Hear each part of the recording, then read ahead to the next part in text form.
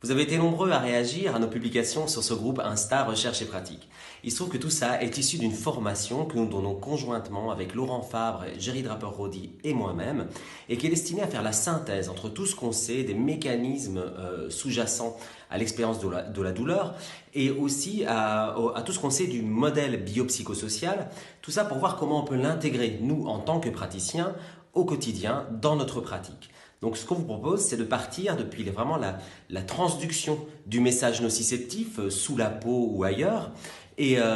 après la modulation, l'inhibition, la facilitation de ce message tout au long de la moelle et du système nerveux, pour aboutir finalement à l'expérience vécue d'une personne qui éprouve de la douleur. Et finalement, une fois qu'on a compris tout ça, ou du moins ce qu'on en sait aujourd'hui, on va voir comment ça se traduit dans notre attitude en tant que praticien, dans les moyens d'améliorer l'alliance thérapeutique,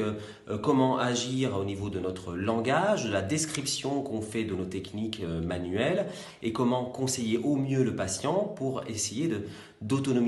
l'autonomiser au maximum, et donc d'avoir un résultat le plus durable possible. Nous avons inclus tout ça dans une formation qui se passe en 2 temps. Un premier temps sous forme de 6 webinaires qui seront à distance, où on voit toute la partie théorique, et un deuxième temps où on se retrouve pendant 2 jours de présentiel pour mettre en place tout ça sous forme de petits ateliers qui sont particulièrement instructifs. La prochaine édition de cette formation a justement lieu à Marseille, le 26 et 27 septembre. Vous trouverez toutes les informations utiles sur notre site www.recherche-pratique.org. À bientôt.